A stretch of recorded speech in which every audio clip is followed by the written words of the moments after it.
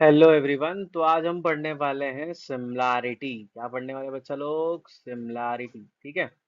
इस चैप्टर का जो वेटेज है बोर्ड एग्जाम में वो है 10 मार्क्स का। ठीक है। तो चलिए स्टार्ट करते हैं। ठीक है। अच्छा, सिमिलैरिटी। सिमिलैरिटी को समझने से पहले ना हमें ना कॉन्ग्रेंट और सिमिलर का मतलब समझना पड़ेगा। क्या समझना पड़ेगा? सबसे पहले मीनिंग हमें समझना पड़ेगा कि व्हाट इज कॉन्ग्रेंट। ठीक है। एंड देन सेकेंडली हमें समझना पड़ेगा व्हाट इज सिमिलर। ठीक है। तो आपने लास्ट ईयर 9th स्टैंडर्ड में कॉन्ग्रेंट का मतलब पढ़ा था। कॉन्ग्रेंट मतलब आप ऐसा सिंबल यूज करते थे ना। तो देखा होगा आपने कॉन्ग्रेंसी ऑफ ट्राइंगल वाला चैप्टर जो था आपको 8th स्टैंडर्ड में और 9th में ट्राइंगल चैप्टर था। तो उसमें आपने ना टेस्ट ऑफ कॉन्ग्रेंसी सीखा होगा, जिसमें टेस्ट मतलब जैसे आपको आता था एस एस एस टेस्ट, फिर दूसरा आता था एस एस टेस्ट, तीसरा आता था एंगल एंगल एंगल टेस्ट, है ना। फिर चौथा एंगल साइड एंगल टेस्ट, फिर पांचवा आपको आता था हाइपोटेनियस साइड टेस्ट। वैसे ही यहाँ पे सिमिलर ट्राइंगल को प्रूफ करने का तरीका क्या होता है, क्या होने वाला है, अब आप वो पढ़ोगे। ठीक है। तो देखिए मेरे सामने ना दो स्लाइड पे दो एग्जांपल्स है। सबसे पहले मैंने ना, अगर आप पहले राइट हैंड साइड देखोगे तो यहाँ पे एक तरफ लिखा है मैंने सिमिलर, एक तरफ लिखा है कांग्रेस। अब आप देखोगे तो यहाँ पे ना आपको दिख रहा होगा एक पेंटागन दिख रहा होगा, राइट। तो यहाँ पर अगर आप देखोगे ध्यान से तो ये छोटी फिगर है एंड इसके बाजू में राइट हैंड साइड में इसकी बड़ी फिगर दी हुई है। आप देखोगे तो नीचे एक छोटा सा हार्ट है और एक बड़ा हार्ट है। अच्छा, आप देखोगे तो ये दोनों फिगर दिखने में तो सेम है, बट दोनों का साइज क्या है, डिफरेंट है। इसीलिए इसको हम क्या बोलते हैं, सिमिलर।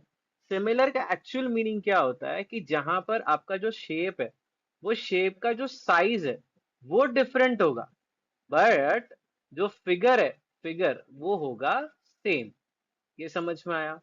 अच्छा, कॉन्ग्रेंट का मतलब, कॉन्ग्रेंट का मतलब क्या होगा?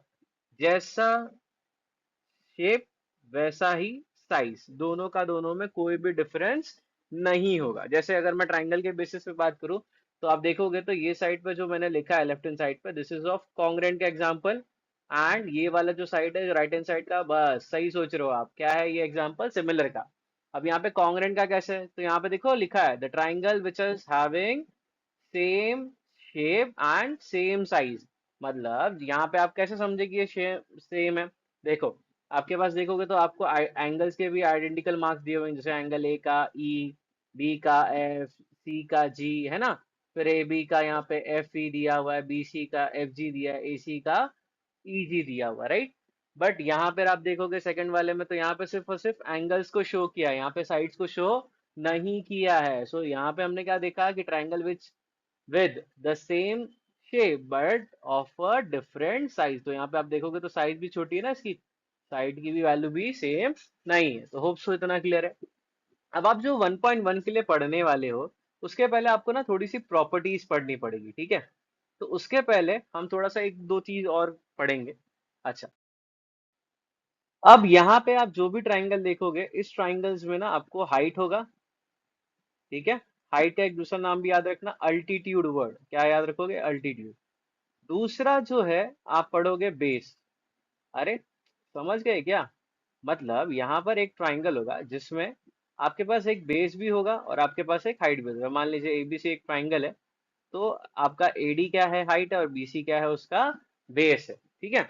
इसके बाद एक फॉर्मूला आपने यूज किया होगा, 8th स्टैंडर्ड में पढ़ा होगा ना, area of right angle triangle या एरिया ऑफ ट्राइंगल, जिसमें हाइट और बेस दोनों दिया होता था। तो क्या हम क्या लिखते थे? Half into base into height. ठीक है।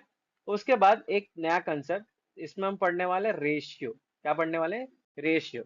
अगर आपने 9th स्टैंडर्ड में रेशियो चैप्टर पढ़ा होगा एलजेब्रा में, तो रेशियो का मतलब क्या होता है?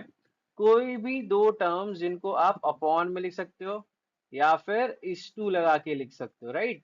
तो इसको हम क्या बोलते हैं? रेशियो। ठीक है। First quantity upon second quantity. चलिए, फर्स्ट प्रॉपर्टी यहाँ पे क्या दिया, प्रॉपर्टी नंबर 1 क्या लिखा है? The ratio of area of two triangles is equal to the ratio of the product of the corresponding bases and the corresponding height. अच्छा, corresponding का मतलब क्या होता है? जैसे ए बी का करस्पॉन्डिंग कौन है? P Q. बी सी का कौन है? Q R. ए सी का कौन है? P R. ए डी के हाइट का करस्पॉन्डिंग कौन है? पी एस है। तो अगर आप देखोगे तो पहला ट्राइंगल कौन सा है? एबीसी। दूसरा ट्राइंगल कौन सा है? P Q R. तो अगर आपसे मैं पूछूं कि एबीसी है तो एबीसी में बेस कौन है? बीसी है। और हाइट कौन है, तो आप बोलोगे सर एडी है। अच्छा, मैंने पूछा पी क्यू आर, तो पी क्यू आर में बेस कौन है, क्यू आर है। हाइट कौन है, पी एस है। तो मेरे को यहाँ पे लिखा गया, लिखा ये है the ratio of areas of two triangle. तो रेशियो माने अपॉन, है ना। तो पहले हम क्या लिखेंगे, पहला ट्राइंगल कौन सा दिख रहा है, एबीसी, तो मैं क्या लिखूंगा, area of triangle A B C upon area of triangle P Q R. Okay, formula हमने अभी सीखा, क्या था, half into base into height. Same यहाँ पे भी क्या लिख देंगे, half into base into height. अच्छा, अब यहाँ पे देखो, आगे बढ़ो, क्या लिखा है, इज इक्वल्स टू, तो मैंने इक्वल्स टू डाला ना, product of basis and corresponding height, तो product of basis into height. अब देखो, अब यहाँ पे क्या हो जाएगा, देखो यहाँ पे हाफ हाफ क्या हो जाएगा, कैंसिल हो जाएगा, बराबर। अच्छा, अब पहले वाले ट्राइंगल में बेस कौन है, तो बेस है मेरा बीसी और हाइट कौन है, मेरा एडी है। दूसरे वाले ट्राइंगल में मेरा बेस कौन है, बेस है मेरा क्यू आर और हाइट कौन है, पी एस। तो आपको यहाँ पे आपका आंसर मिल गया ना कि area of triangle A B C upon area of triangle P Q R is equals to the ratio of the product of the corresponding bases and corresponding height. तो यहाँ पर आपने ये सीखा कि अगर ट्राइंगल में हाइट और बेस डिफरेंट है तो वो दोनों के दोनों ही करस्पॉन्डिंग में होंगे। चलिए नेक्स्ट समझते हैं। नेक्स्ट सेकंड प्रॉपर्टी क्या दिया है, the ratio of area of two triangles with the equal height, मतलब यहाँ पे आपको हाइट क्या बोला है कि सेम है, ठीक है, is equals to the ratio of the corresponding bases. यहाँ पर हम इन शॉर्ट क्या बोल सकते हैं, हम बोल सकते हैं कि ट्राइंगल्स हैविंग इक्वल हाइट, क्या बोल सकते हैं यहाँ पे, ट्राइंगल हैविंग इक्वल हाइट, है ना।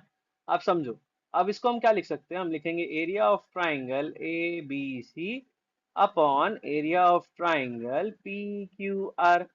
तो फॉर्मूला तो वही रहेगा, half into base into height, again half into base into height. अब यहाँ पे क्या होगा, हाफ और हाफ कैंसिल। अच्छा, पहले ट्राइंगल में बेस कौन है बेटा, तो बेस है बी सी और हाइट कौन है बेटा, ए डी है। दूसरे वाले में बेस कौन है, क्यू आर है और हाइट कौन है, पी एस है।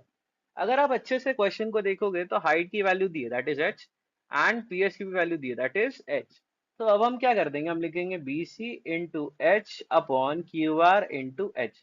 अब यहाँ पे क्या हो जाएगा, ये एच और ये एच कैंसिल, तो मेरा आंसर क्या होगा, B C upon Q R. तो आपने यहाँ से ये सीखा कि अगर ट्राइंगल में आपका हाइट क्या है, इक्वल है। हाइट कैसे इक्वल है, क्योंकि वैल्यू सेम दी थी ना। तो अगर आपका हाइट इक्वल है तो करस्पॉन्डिंग में क्या हो जाएगा, करस्पॉन्डिंग में बेस हो जाएगा। समझ में आया।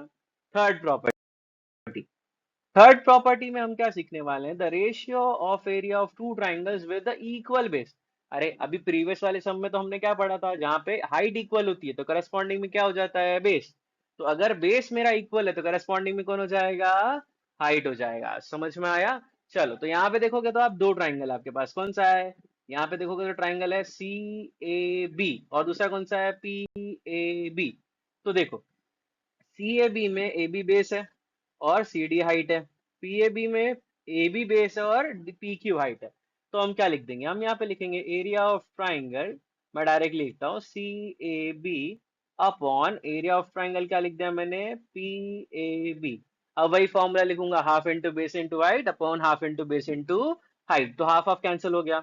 अब ए सी बी में हाइट कौन है भाई, तो हाइट और बेस कौन है, तो पहले ए बी क्या हो जाएगा मेरा बेस, हाइट कौन है मेरा, सी डी हाइट है। दूसरे वाले में मेरा बेस कौन है, वापस से ए बी मेरा बेस है और हाइट कौन है, पी क्यू। तो अब आप देखोगे तो यहाँ पे ऊपर भी ए बी है और नीचे भी है, तो ए बी गेट कैंसल। तो यहाँ पे मेरे पास क्या बच जाएगा, value C D upon P Q. समझ में आया। तो आपने इससे ये सीखा कि यहाँ पे ट्राइंगल में जब भी मेरा जो बेस है वो क्या होगा, इक्वल, है ना। तो हाइट क्या हो जाएगा, करस्पॉन्डिंग में। समझ में आया। चलिए स्टार्ट करते हैं प्रैक्टिस सेट।